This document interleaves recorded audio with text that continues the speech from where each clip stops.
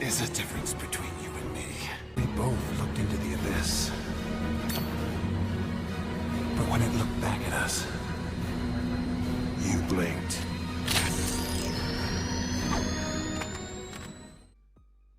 Hi guys, I'm Garby here, and this is a DC Legends video. In this video, we have Riddle Me This, where I answer your questions that pop up in the YouTube comments. I'm not taking any questions from the Discord right now. We have a player help section in the Discord where, players just drop in their questions and everybody tries to join in and answer them. So I haven't taken any questions from there. I've only taken some from the YouTube comment section. However, I do have this one thing. Now, I say in a lot of my videos, probably all of my videos, don't buy packs. Now, that's usually true. And I always try to say, there's an exception to every rule. I would say one of the Riddle Me Thises we had in terms of about buying packs is unless you're just trying to unlock that character to help your alliance, or unless you're right at a legendary point and you want that legendary point, don't buy the pack.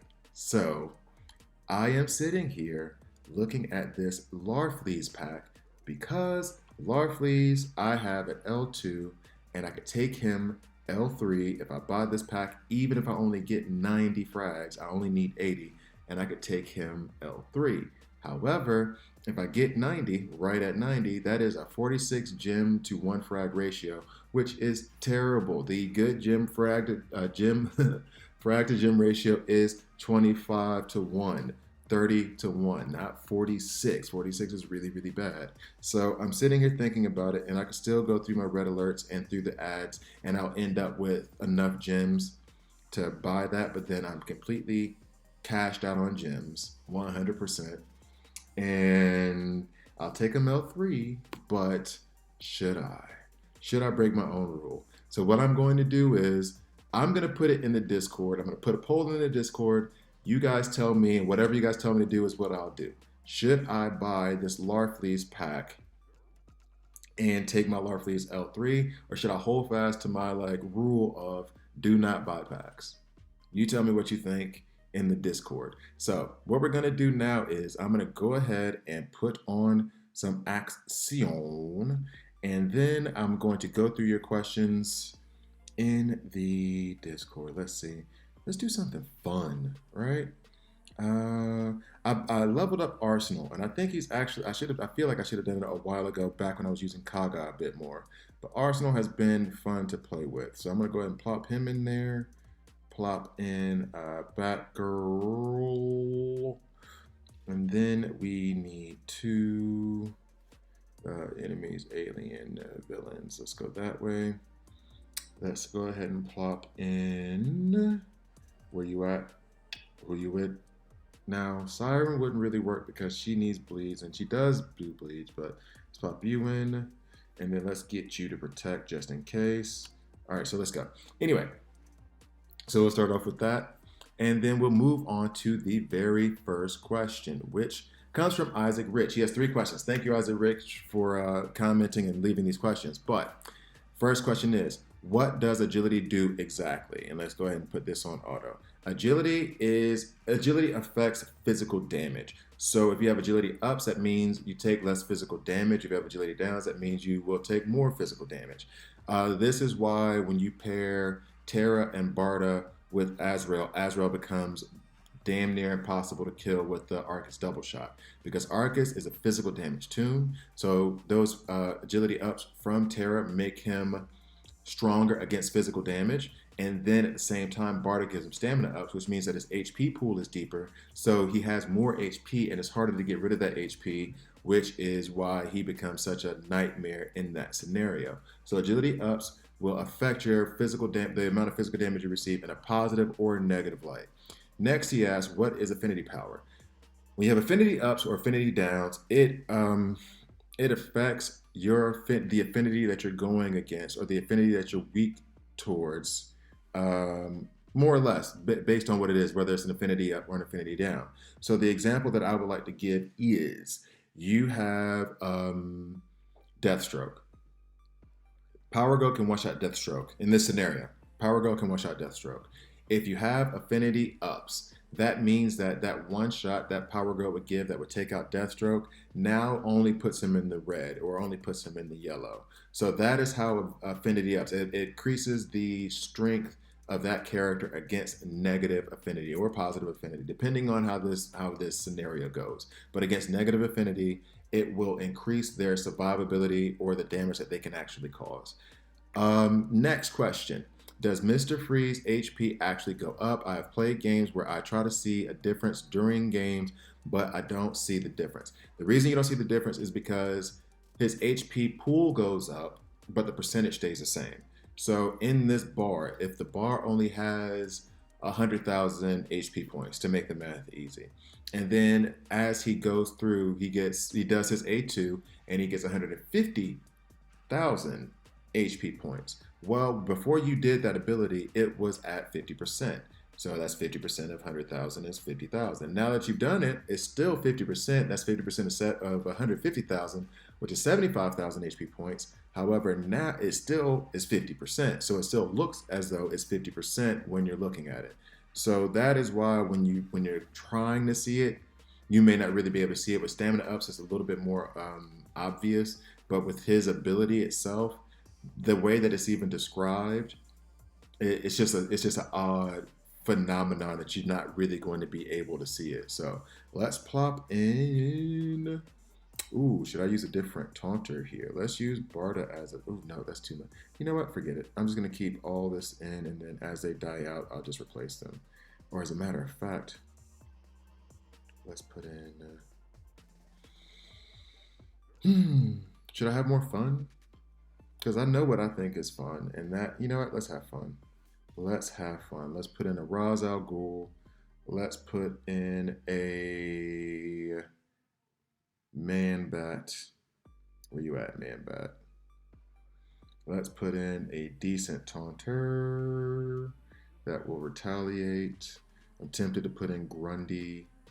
Who else? Let's put in Grundy. Or you know what?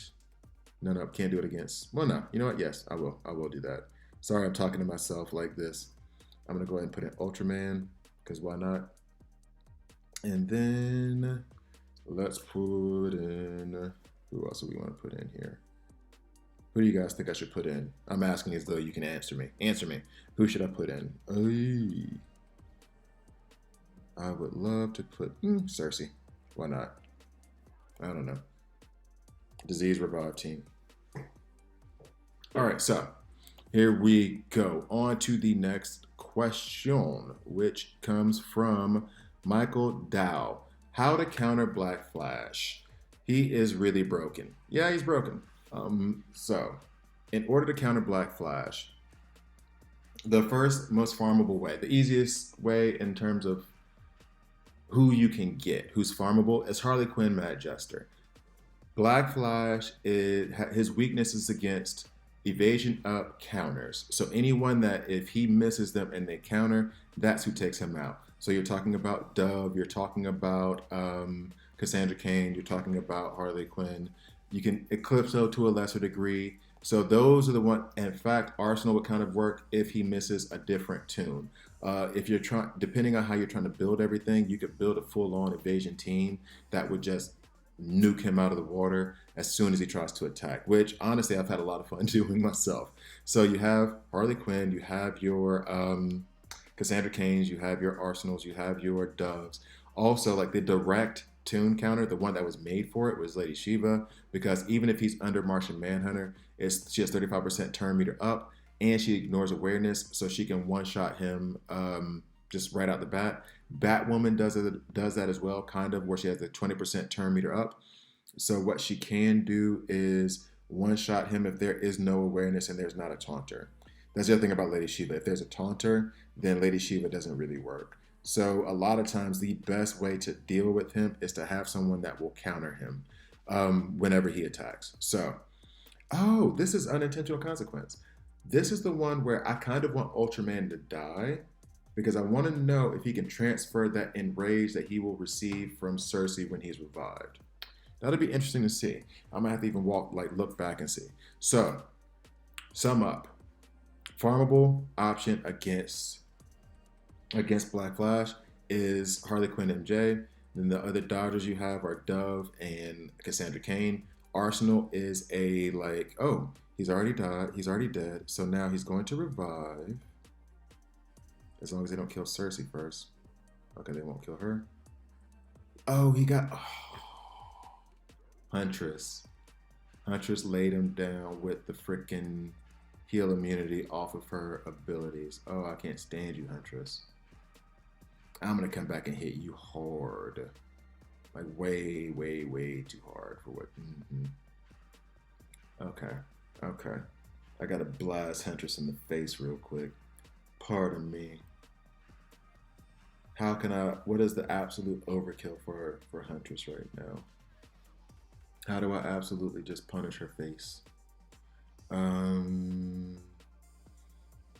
Well, what we could do is go with an old school, an oldie but a goodie. And try to use odd ones that I don't use a lot. Deadshot Hired Gun, who is still awesome, farmable all over the place. Let's go with energy here. And go with let's go ahead and do Arcus. Should I do Arcus? But you know what? No, not Arcus. Let's go with Power Girl, since I'm going to mention Power Girl in a bit. We'll go ahead and put her in there. And that should be enough outright overdoing your damage. And let's see, should I put Grundy in? Why not? Well, probably because Huntress will probably kill Grundy. But in any case, so Black Flash counters, I think I just named them all. You have Arsenal as a kind of side piece. If someone else misses, he can help with the damage. So like, for example, if Harley Quinn gets missed, Arsenal will, Grundy killed Huntress. I mean, that's kind of anticlimactic, isn't it? I wanted Power Girl to punch her in the face with a bunch of empowered strength ups, and Grundy just steps on her.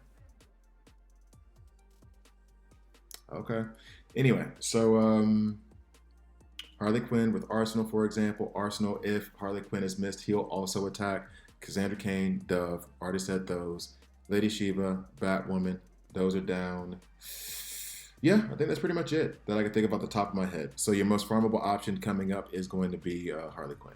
So now, on to the last question, and thankfully we have Power Girl in there right now. Now we'll run this. I'm not really too bothered.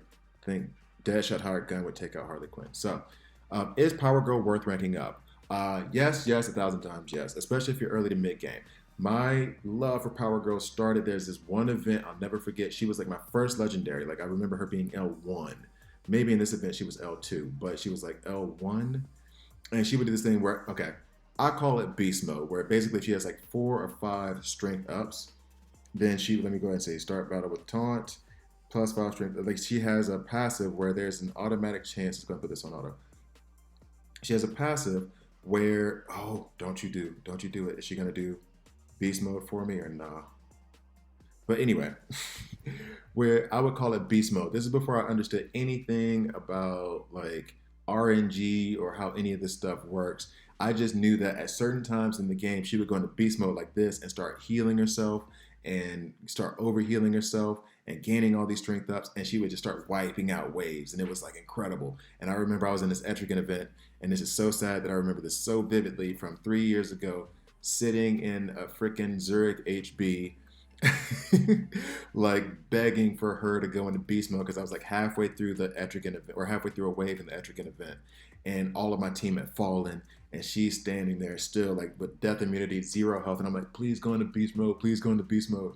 And she goes into beast mode and she like fully heals and overheals and like takes out the rest of the wave. It was awesome. I loved it. So yeah, Power Girl is worth it. Power Girl is worth ranking up.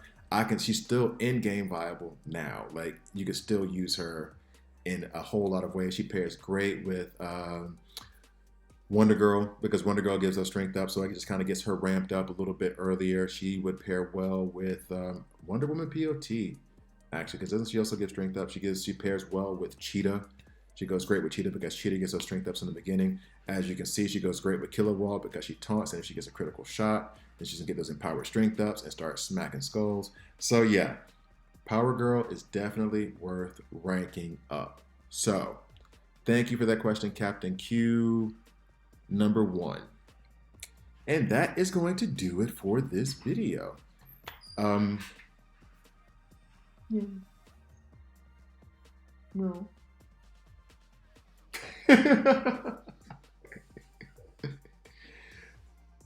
This one right here. She's cursing at me. We're not supposed to curse on this. Anyway, thank you guys for watching all the way through. Please, oh, actually, did I even do the thing? Maybe I'll do the thing. I drop DC Legends videos every Monday, Wednesday, Friday, Race Challenge videos every Tuesday, Thursday, Saturday, and Marvel Future Revolution videos on Sunday. So please like, please subscribe, and if you don't like it, hit subscribe and hit dislike. I'm okay with that as well. Thank you guys for watching all the way through, and I'll see you next time.